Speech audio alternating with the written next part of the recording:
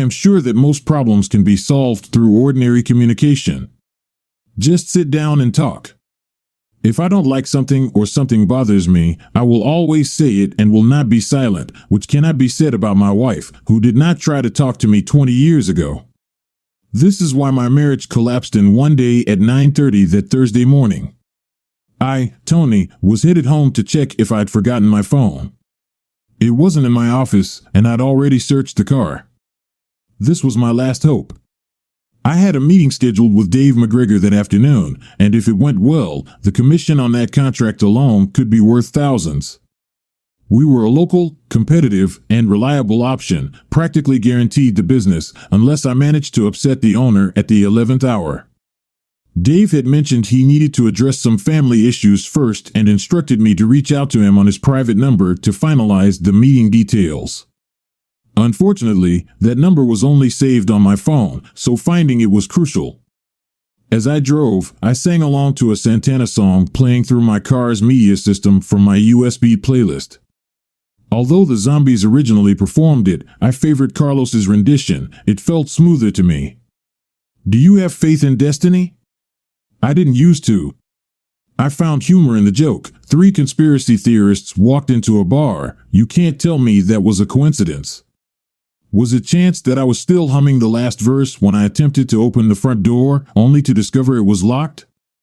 In that moment, I simply presumed she was in the garden. It wasn't common in our village to lock the door while we were inside, but if she was busy in the backyard, it could explain it. I retrieved my key, unlocked the door, and checked to see if Carrie had left my phone on the hallway table. It wasn't there. Suddenly, my smartwatch vibrated briefly, indicating it had connected to my paired phone. Thank goodness, now I knew it was somewhere in the house. I tapped the screen on my watch and selected Find. Almost immediately, an eerie female voice exclaimed, "I'm here," accompanied by a musical tone. I followed the sound into the living room, where the repeated message seemed to be emanating from an armchair. Of course. I had set my phone on the chair arm after finishing my coffee that morning, and it must have slipped into the gap between the seat cushion and the arm, unnoticed by me. Retrieving it with a sigh of relief, I quickly sent Dave a text message. "Dave, I trust all is well. Just inform me when it's convenient for us to meet. I can adjust my schedule easily. Tony." He responded almost immediately, stating that a family emergency required him to travel north for a while. He needed to leave first thing tomorrow. He suggested meeting tonight at the King's Oak Hotel at 7 to discuss terms over drinks, his treat. "Certainly," I replied. "I'll see you there." With my schedule now arranged, I went to find Carrie to inform her that I might have inadvertently disrupted any plans she had made for our evening. However, she was nowhere to be found, neither in the house nor the garden, despite today being designated as housework day.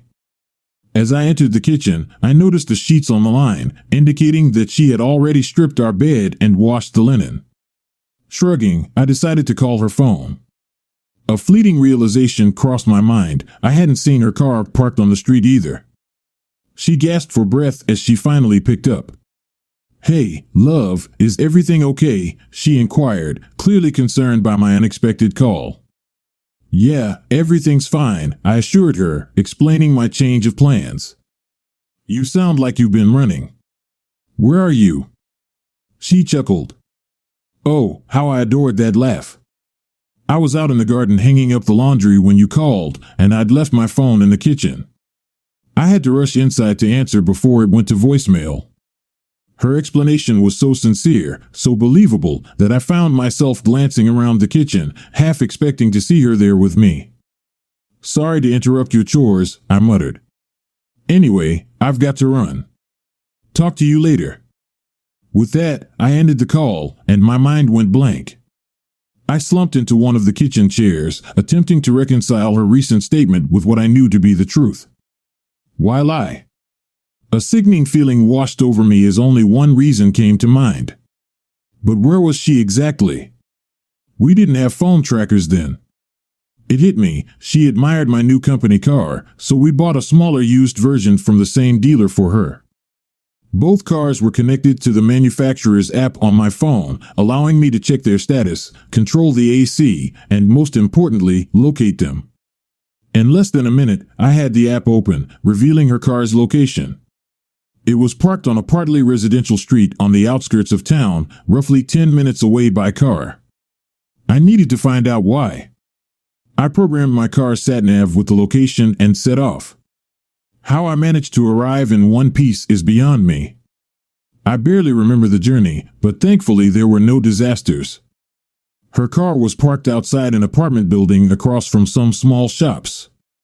The whole area looked a bit run down, with tattoo parlors, a betting shop, a nail salon, and a small convenience store, not exactly our usual shopping spots. There was also a quaint cafe on the block.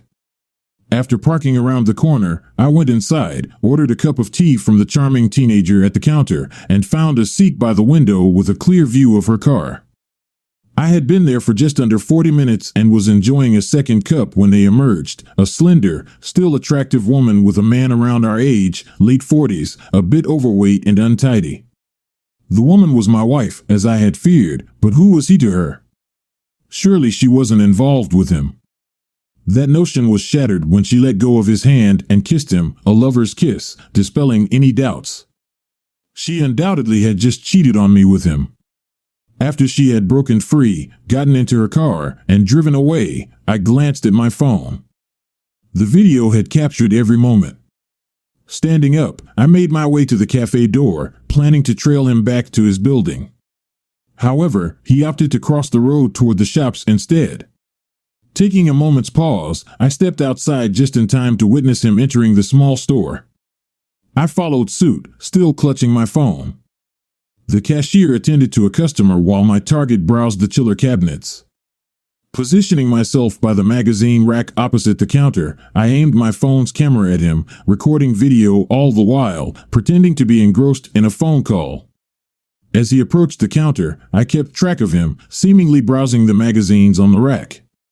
The conversation between him and the cashier turned out to be both informative and unpleasant. "Good morning, Kyle," the cashier greeted him. "Brunch?" The cashier grinned, showing a package of bacon and a loaf of bread. "Leave me alone, Tris," my wife's lover retorted without much enthusiasm. "My ex ran in early to grab a quick snack, so I'm starving." "We need to make up for the loss of protein," he joked, pointing to the bacon. "Do you think this is going to be a normal thing?" the cashier asked, not showing much interest. "She's fine so far, but I'm sure the new girl from the coffee shop will be more suitable. A couple of weeks will pass, and the novelty of the relationship with the ex will pass." He made a dismissive gesture. They both found it funny, but I kept a neutral expression on my face. It seemed like I was engrossed in watching magazines. Ironically, one of them, entitled How to Deal with Divorce, caught my attention. It seemed like the universe was mocking me today. However, on a sudden impulse, I grabbed it and put it on the counter when Kyle came out. "Is this for you?" Tris, now familiar to me, asked somewhat sympathetically. "More for my wife," I replied. "I think she might need it soon." She shrugged, looked through the magazine, took the money from me, and I dropped the change into the donation box. There may be something good on this terrible day too. I observed Kyle entering the building across the street and casually followed suit. After scanning the names on the intercom, only one stood out, K. Bennett. I snapped a photo. My phone was definitely proving useful this morning. Concluding that there was nothing more to accomplish there, I headed back to the car to contemplate how to handle my crumbling world. At the corner, I paused and retraced my steps to the cafe. Only 2 tables were occupied, both tucked away in the corners. Leaning in, I spoke discreetly to the waitress who had served me. "Do you happen to know a guy named Kyle?" I inquired in a hushed tone. "He lives in an apartment across the street." "The obnoxious one," she replied, making a face. "Dresses like he just stepped out of an orphanage, but acts like he's the ultimate catch for every woman out there." I knew we were on the same page, so I brought up the video from the store and handed her my phone. "Hit play," I suggested. Her lips pressed together tightly as she listened to Kyle detailing his plans for Triss. "You shouldn't have evidence of this," she cautioned me as she connected my phone to hers via Bluetooth and transferred the video file. She grinned with grim satisfaction when her phone confirmed receipt. "Can I ask for a favor in return?" I inquired. She nodded. "As long as it's reasonable," she agreed. "The other woman he's making fun of, his ex, is currently my wife," I clarified. "I need to address her betrayal before she discovers I'm onto them. Could you keep this under wraps until tomorrow, please?" I gave her my most pleading and pathetic expression. She recognized the situation and flashed me a grin. "Cut it out with the pleading look," she said. Then our mood turned serious. "I'm going to share this with my dad and my boyfriend. I won't disclose the source, but Kyle won't know what hit him. No one talks about me like that, especially not a sleazy guy like Kyle." She paused for a moment. "I won't reveal anything until at least the weekend, and they probably won't get physical with him until they've cooled down. I don't want anyone getting in trouble because of him." She practically spat out the words. I headed back to my car, feeling satisfied with a job well done. It was a stroke of luck, really. I had hoped that the girl, Raquel, might pour a hot drink on him at best. Getting two guys to beat him up was beyond my expectations. It was time for me to shift from reacting to planning, and the office was the ideal setting for that. As the sales director of a plant hire business, I had valuable connections and resources there. I began by discussing the situation with my boss, the owner, Danish. "I need to let you know that I'm dealing with some personal challenges," I informed him.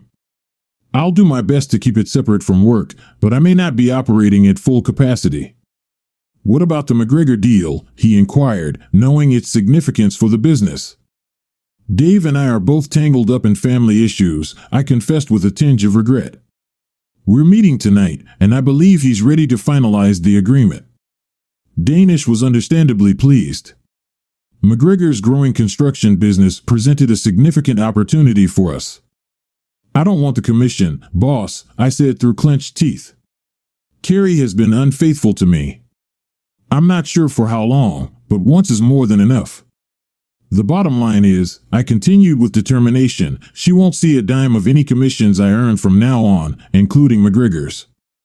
Danish paused to consider. "I'll have a word with my brother.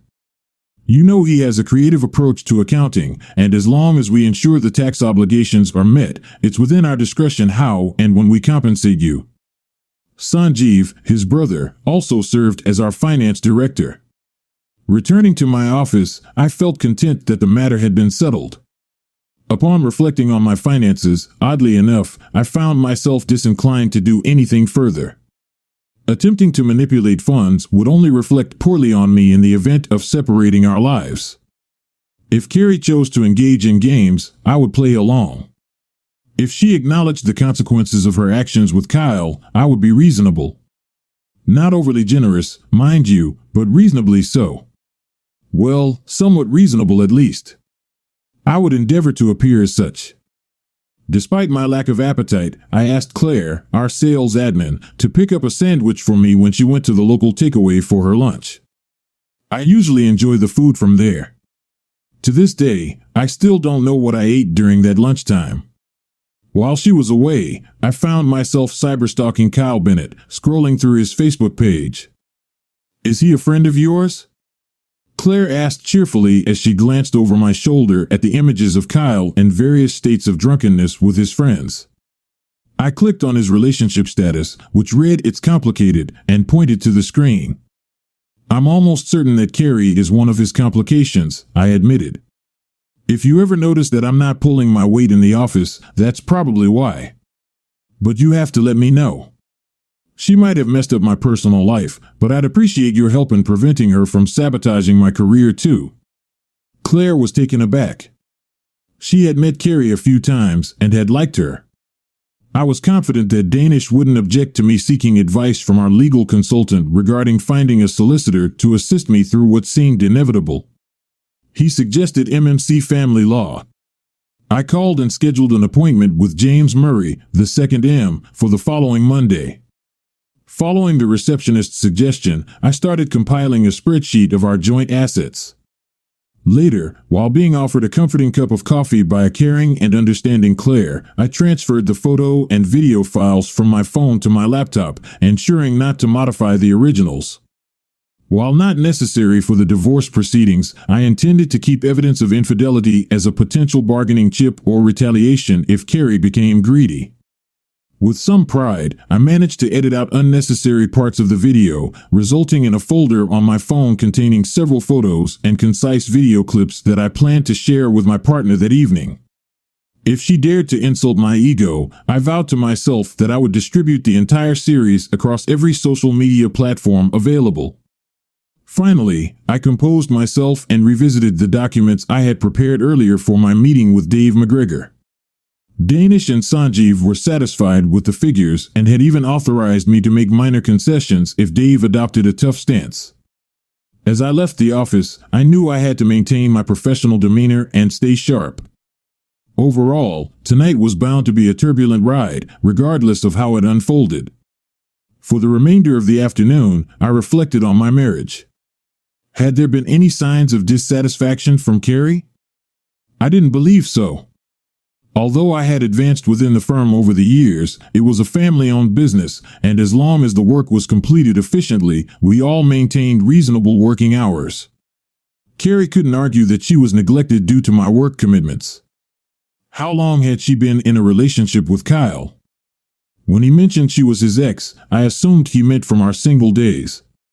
But if she could so easily and cheerfully deceive me from his bed, should I have made that assumption?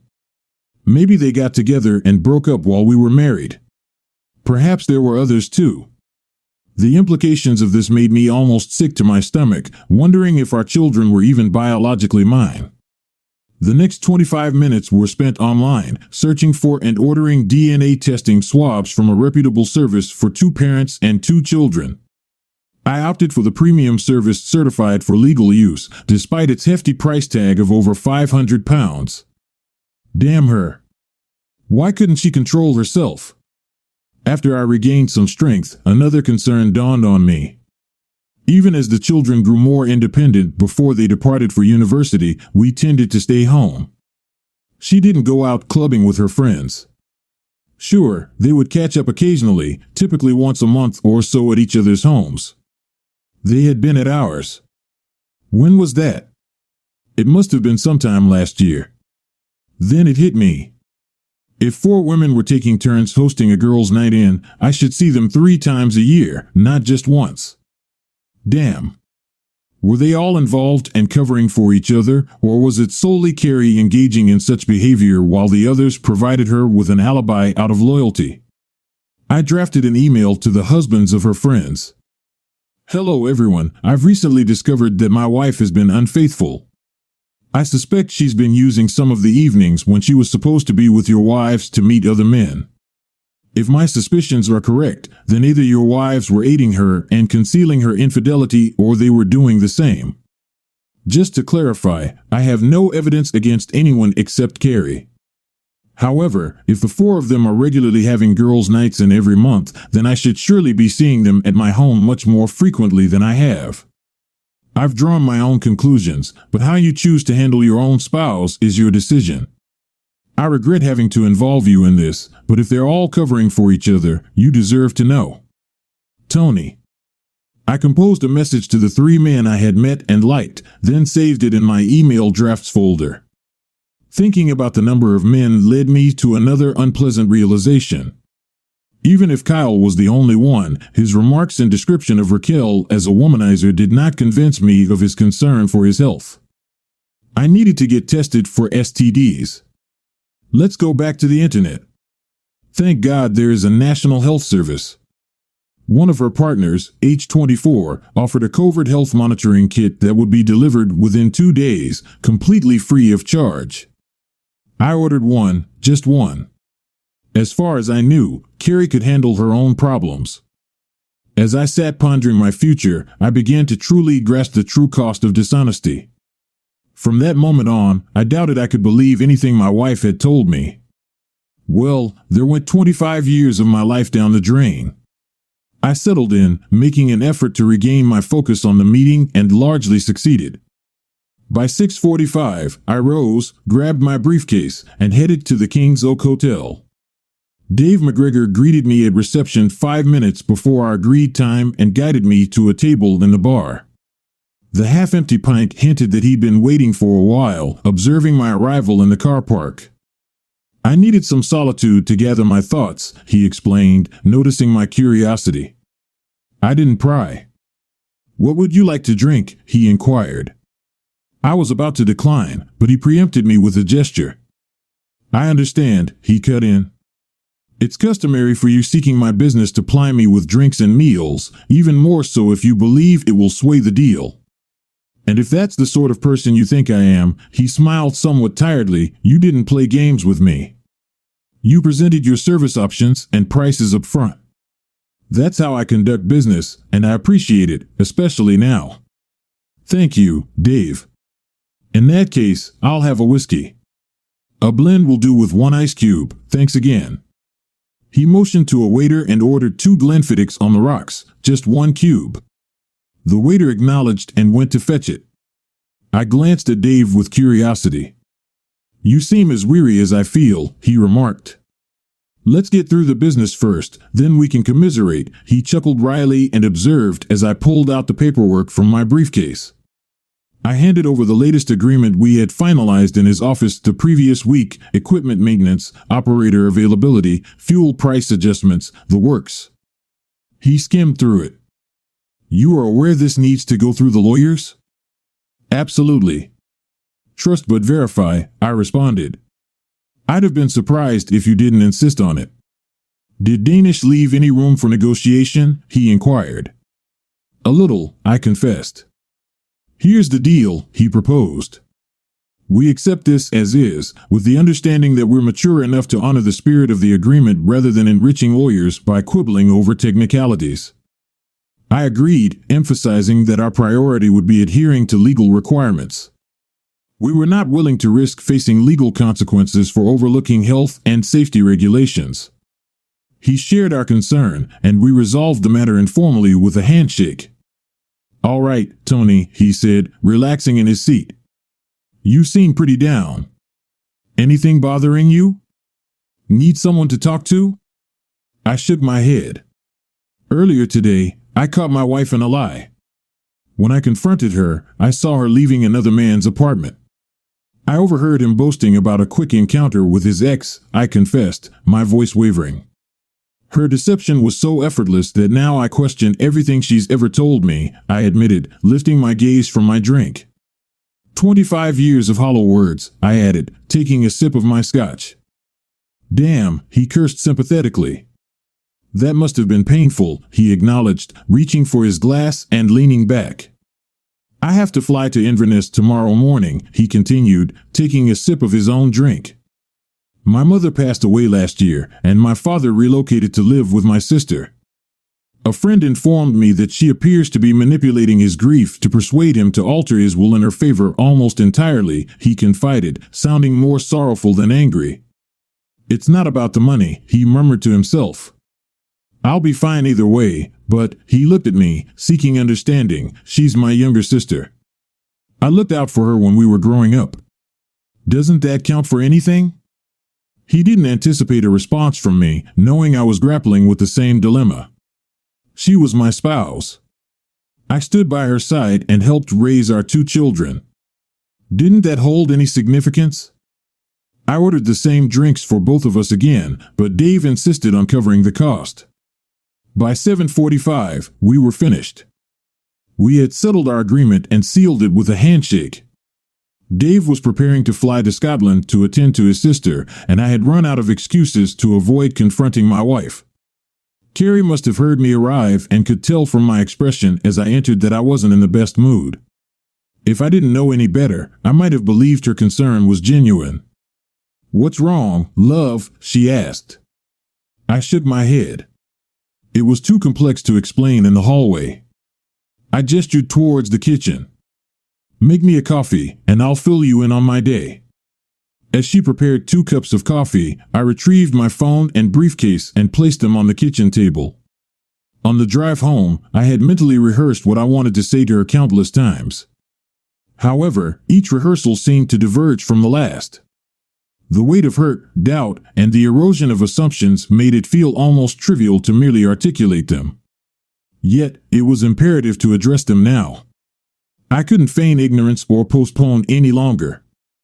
Before long, a cup of coffee materialized in front of me, and Carrie settled into the seat across from mine. "Was your meeting that rough?" she inquired, her expression filled with sympathetic concern. I admitted that it wasn't a pleasant experience. The person I was supposed to meet had to leave abruptly for an early morning flight. Someone he trusted is betraying him, and he's forced to step away from his business to handle the situation. "That sounds terrible," Carrie sympathized. How I managed to maintain a straight face at her hypocrisy, I don't know. Did she have no shame? "Did you do anything interesting today?" I inquired, trying to appear innocent as I absent-mindedly played with my phone. "Not really," she sighed. "Just some laundry and chores, the usual. I hope I didn't disrupt your routine when I called this morning. You seemed out of breath when you answered." I searched for any hint of regret or remorse. "It was fine," she chuckled. "I just had to rush from the clothesline to answer." No indication of guilt or embarrassment whatsoever. If I hadn't been standing there in the same kitchen alone just 10 hours earlier, I might have believed her. I cooled my coffee with a puff and took a sip. "That's what confuses me," I remarked. She furrowed her brow in response, prompting me to elaborate on my confusion. "Kyle lives on the second floor. He doesn't have a garden, so where were you?" Her expression turned flustered. "I meant our garden." "Who's Kyle?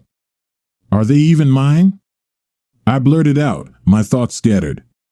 "Are what yours?" "Kyle, your ex, don't you remember him?"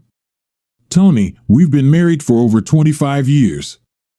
I don't remember everyone I ever dated."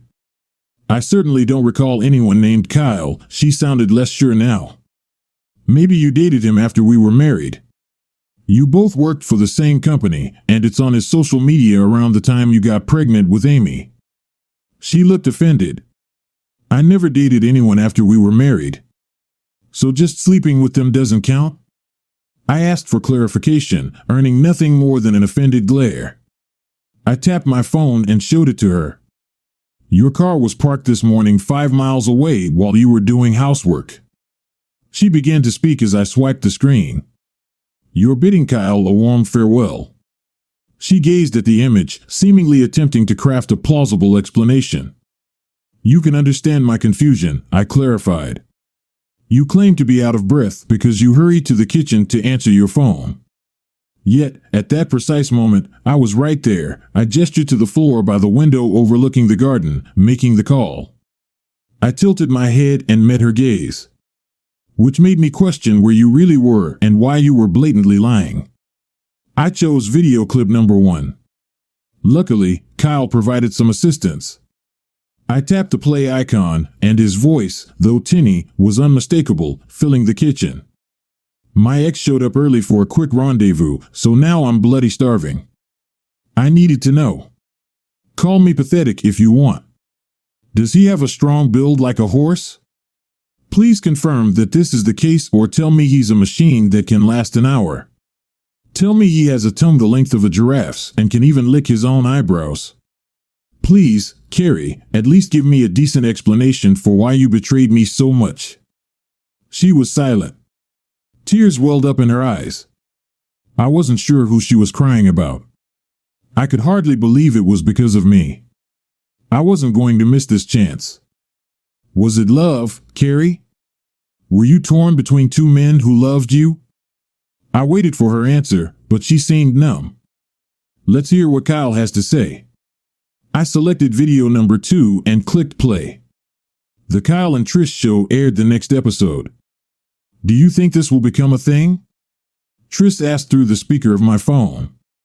"I'll give it a couple of weeks until the novelty wears off," Kyle replied.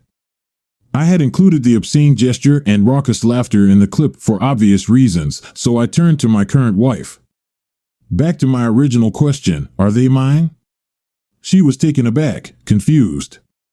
She glanced back at me. What? I don't understand. I get it, I said with feigned concern.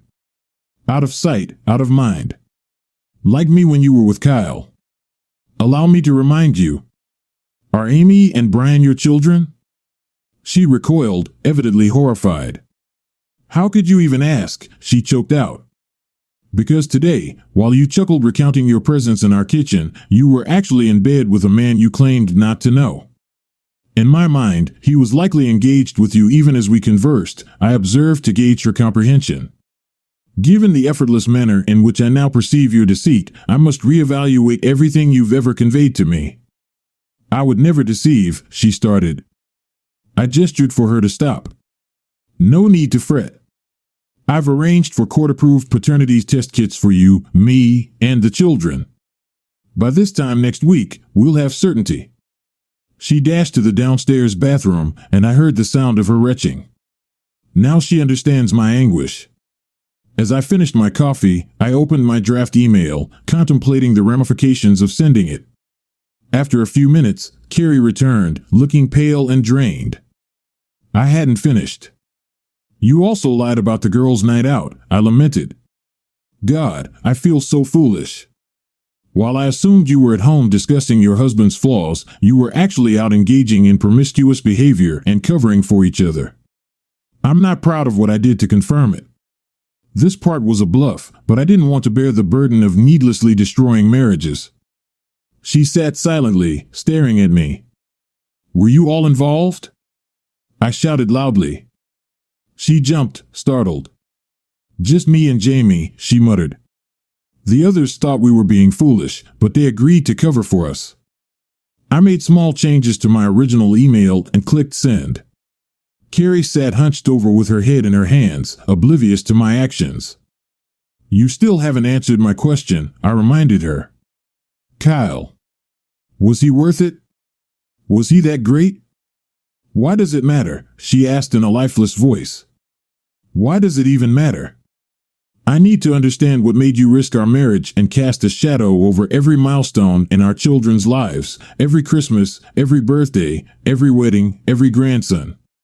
Our children will now live with divorced parents.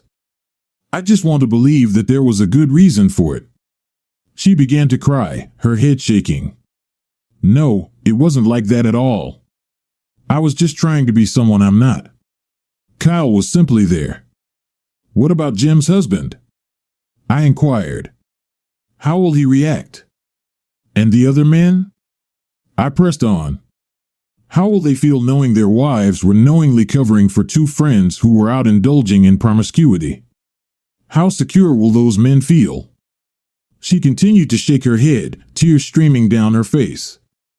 My own eyes welled up, feeling sorrow for the foolish women and their unsuspecting partners who were caught up in Carrie's mess. Please don't tell them, she pleaded.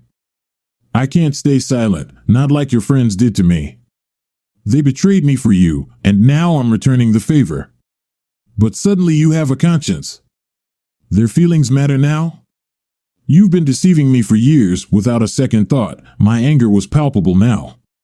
Well, damn you and damn your friends. The email has already been sent. I expect your phone to start buzzing any moment now. I went upstairs, dropping a copy of How to Handle Divorce on the table on the way. The next day, I grabbed a fresh set of clothes for work and settled into a spare room, anticipating that Carrie might try to sort things out or resort to intimacy as a reconciliation. I slipped a chair under the door handle just in case. However, I didn't hear anything. Feeling emotionally drained, I must have fallen asleep shortly after midnight. The next morning, when I descended the stairs after a fitful night, she was nowhere to be found. There was a note left on the kitchen table. Beloved Tony, you were justified in labeling me as unfaithful, and I deeply regret the pain I've caused you. I cannot fully explain or excuse my actions, but I can address the question you posed last night. Kyle doesn't surpass you in any aspect. He was simply an acquaintance. I was never torn between two lovers. You are the sole man I've loved and who has truly loved me. I've retreated to my mother's home. I'll arrange to retrieve my remaining belongings when you're at work. I understand if you'd rather not see me again. I accept that our marriage is over, and I accept full responsibility. Your magazine made it clear that I have no grounds to object, and given my behavior, I wouldn't even if I could. I'll talk to Amy and Brian this weekend and explain my actions. I doubt they'll want me involved in their future events, so you needn't worry about encountering me and having to maintain civility. I regret that you shared my indiscretions with our friends' husbands. However, I'm hardly an authority on morality, so perhaps your decision was appropriate. Now I must bear the consequences. I leave you with this: the fault lies entirely with me, and despite any judgment you may pass, my love for you never wavered. Carrie. On Monday evening, 3 days after Carrie left, I met with Lance and his wife Margot, who was one of Carrie's alibi friends. Lance had reached out to me, informing me that Margot wanted to meet to apologize and share some information that might be useful to me. Intrigued, I agreed to meet them at the bar in the King's Oak Hotel. Upon my arrival, the atmosphere was tranquil. I found them sitting in a booth in the farthest corner from the entrance. As I passed by the bar, I ordered a Glenfiddich on ice and was instructed to join my companions as the waiter would deliver my drink. It was a departure from my usual hangouts. As I approached their table, Lance stood up and extended his hand. "How are you holding up, Tony?" he inquired. "I've been better," I admitted. I turned towards Margot. She had also stood up, tears welling in her eyes, unsure of how to approach me. "Tony, I'm so sorry. Can I give you a hug?" Taken aback by the sincerity and emotion in her voice, I instinctively opened my arms. She embraced me, her body trembling with sobs until she finally composed herself and released me. "Oh God," she exclaimed. "I've ruined your shirt now." The waiter was incredibly thoughtful and brought a handful of paper towels with my scotch. I dabbed myself dry and then glanced at Lance. He had invited me. When I received your message, I showed it to Margot. He shook his head. She burst into tears, and it took nearly an hour for her to regain her composure. He took a deep breath and continued. "She confessed to agreeing to cover for Carrie if you ever inquired about girls' night, which led to a lot of questions from me about her own actions." He looked me straight in the eye. "I'm sorry, Tony, but in that moment, I was worried that my own marriage was falling apart too. You weren't my primary concern." I acknowledged that I understood his perspective and took a sip of my drink. He continued, "By the time Margot had convinced me she hadn't been deceiving me, the weekend was nearly over. We both believed things were fine. Then she hit me with this bombshell." He noticed my intense focus on his words. "Tony, Margot is my wife. She's telling you this because I asked her to. We disagreed on whether you should know, but Margot realizes she's too close to be impartial now. Please hear her out and understand she could have kept this to herself forever." I pondered his words. Tony seemed to think I deserved to know. Margot preferred my ignorance. It echoed the dilemma I faced that dreadful Thursday, debating whether to reveal Carrie's friends' secrets to their spouses. Turning to Margot, I said, "You never actually lied to me because I never asked, but this feels worse, doesn't it?" Her eyes welled up once more. She nodded in agreement. "Then please tell me. I promise I'll do my best to remain composed, okay?" Margot sought her husband's hand for comfort. "Carrie and I were close before you two got married," she began. "Things changed when you started dating. It was clear to all her friends that you were the one." I couldn't help but chuckle at that. She shook her head sadly. "I understand it might not seem that way now, but it's the truth. After you got married, she really wanted children, but you were the practical one, convincing her to wait a couple of years until you were more settled in your career. So she patiently waited for you to be ready." Margot fixed her gaze on me. "Except she didn't. She confessed to me a few years later at Jim's bachelorette party when she was quite drunk that she had stopped taking birth control after your first anniversary. She felt you had settled into your job so smoothly, like a tailored suit, that there was no point in waiting. I cut in, but Amy wasn't conceived until a year later. She was silent, head down, while Lance squeezed her hand, drawing strength from his presence. She did not give up, Tony. Amy is not yours. I doubt Brian is either. While you were at home with your adorable daughter, she confessed to me what she had done. I leaned back in my chair, realizing that the DNA analysis was not done in vain, although I hoped to the last that it was not. Margot tried to pull herself together, even though tears were streaming down her cheeks. Maybe we shouldn't have started this conversation in public, but she's not done yet. At first, Carrie thought that her inability to get pregnant was due to the long-term effects of contraceptives. In the end, she secretly took your biomaterial and sent it for analysis. She managed to convince someone in the lab that her partner had requested a vasectomy and she needed to make sure he wasn't lying. The laboratory informed her that it was evident he hadn't undergone a vasectomy, as there were sperm present in the sample. However, they reassured her that she was safe because they couldn't detect any that were motile. She glanced at me with a miserable expression. She confided in me that Amy couldn't be yours because you were unable to conceive. She believed she could never bear your children. I attempted to comprehend what Margot was conveying. I was sterile, yet my wife longed for children desperately. A nauseating sensation crept over me as I feared I knew the direction this conversation was taking. Kyle? I inquired. She looked puzzled and said, I don't know anyone named Kyle. I can tell you that around the time of your second anniversary, she was purposefully looking for men. It is worth noting that she was intoxicated when she told me about it about 20 years ago. Her goal was to find a man like you and get pregnant. She stressed that these meetings were not romantic for her, they were purely business. Amy's biological father was one of these people, and it's possible that your Kyle was among them too. However, she didn't give me any specific names. Margot's expression now betrayed a sense of guilt. Lance and I didn't see eye to eye on this. When I revealed to him this weekend what I had learned years ago, he insisted that I should have informed you immediately. However, at that point, Amy was already your daughter, and you cherished her deeply. Carrie had burdened me with this knowledge, and no matter what action I took, there seemed to be no positive outcome for either of us. If I had disclosed the truth, you might have lost your wife and the daughter you held dear. If I hadn't, you would have continued to love a child who wasn't biologically yours. I concluded that maintaining your blissful ignorance by remaining silent was the least detrimental option for both of us. Margot paused, lifting her glass.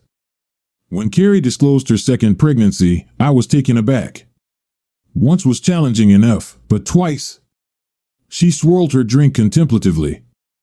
I can't say for certain, but that might have been when the thrill started. You see, maybe that's when she realized how effortlessly she could attract men. However, that realization only dawned on me more recently. I was unaware of any affairs until Amy left for college and the girls' nights began. Even then, Carrie never divulged any specifics to us. She simply wanted us to cover for her if it ever came up in conversation. Whatever she did on those occasions was between her and, eventually, Jamie. She fixed her gaze on me.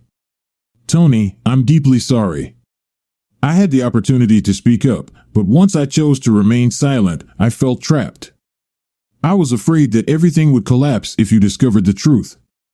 I won't ask for forgiveness as I may not deserve it. This is all I can do to disclose what I know. Feel free to ask anything, but I believe I've already revealed everything. I sat in silence as they observed me reevaluate every aspect of my marriage. Finally, I spoke. What about the others? Were they aware? She shook her head. I doubt it. We never discussed it. It was clear Carrie was hiding something when she asked us to cover for her, but about the kids?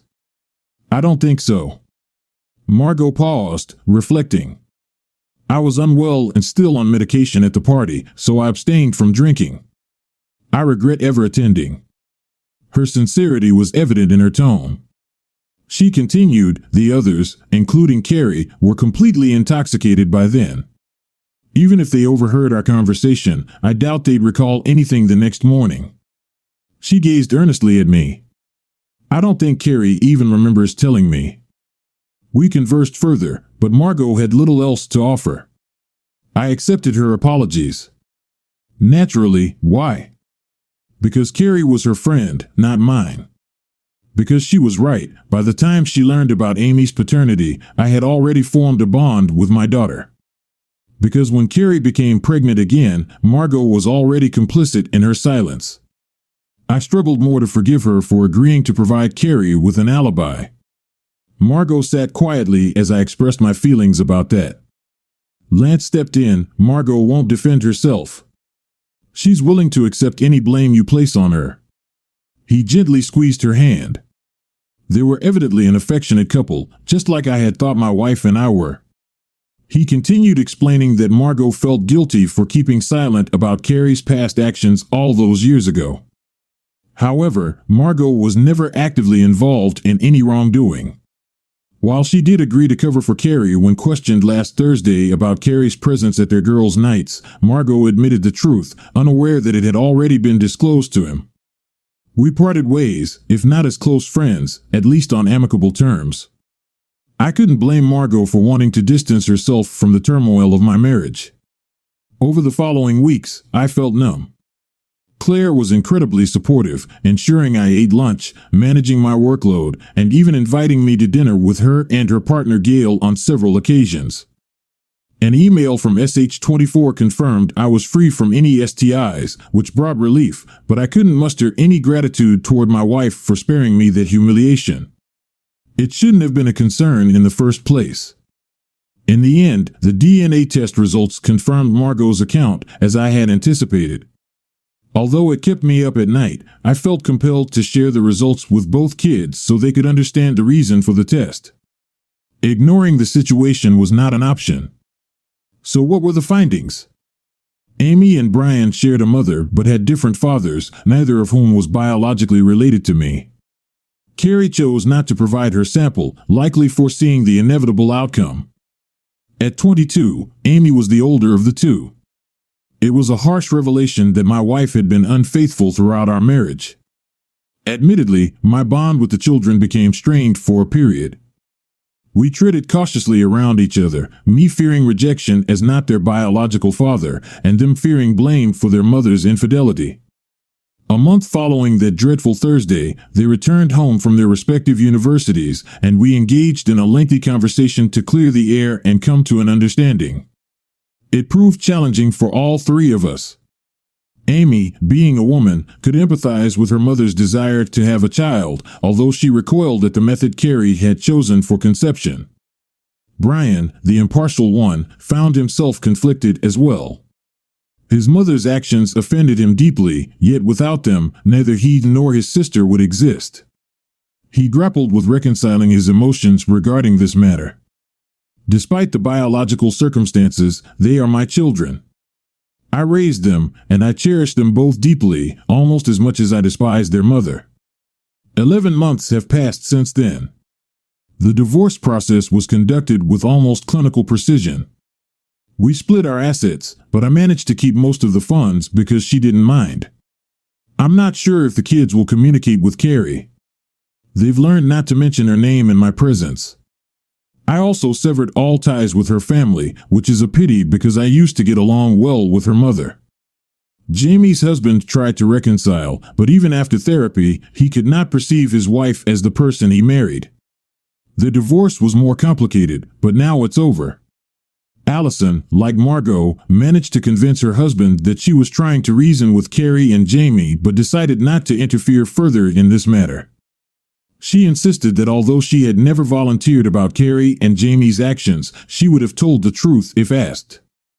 She and her husband are still together, although he apparently insisted that she remove these two girls from their social circle. Oh yes, I almost forgot. About 8 months ago, I went to have lunch at a small cafe on the outskirts of the city. I was served by a charming young lady named Raquel. As she placed a plate of fried eggs and French fries in front of me, she casually mentioned the recent robbery. Apparently, a guy from one of the neighboring apartments was attacked and seriously injured. 2 guys were wearing masks. He was so shocked by this that he moved out after being discharged from the hospital. Raquel didn't seem too worried about his departure, and I just chuckled a little. I still meet Dave McGregor for drinks from time to time. It turns out that his sister suspected that her husband was going to leave her and decided to further influence her father's will. Dave smiled sadly when he shared this story with me. A stupid woman thinks that the business still belongs to her father. He is not as ignorant as she thinks and is well aware of her intentions. He keeps her on her toes, and in the end, she won't have anything beyond what she would have gotten anyway. He shook his head sadly. And yet she betrayed my trust, and all in vain. He paused, then raised his glass. For the trust we exchange, he said. Knowing glances, raising our glasses. Here, here. I am in my early 40s, a typically empty man. 2 children are studying at the university, and an ex-wife who seems to have disappeared into thin air. The last I heard about her is that she lives with her mother. My relationship with my ex-wife's friends is cool at best. Claire from the office mentioned that she knows several unmarried friends who would be interested in meeting me. I didn't take her gesture very positively. However, it brought a smile to my face, so maybe I'm finally on the road to recovery.